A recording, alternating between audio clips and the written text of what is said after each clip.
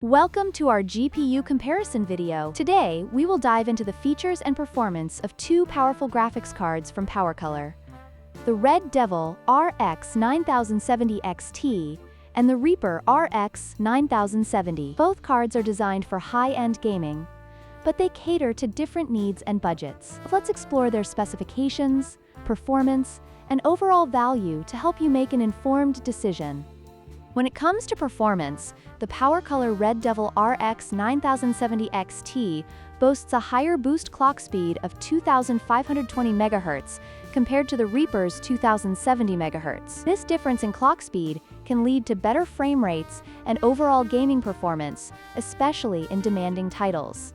Gamers looking for the best performance may find the Red Devil to be the superior choice.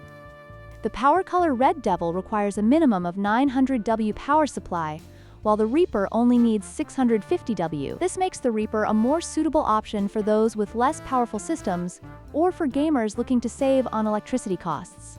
If you're concerned about power consumption, the Reaper may be the better choice.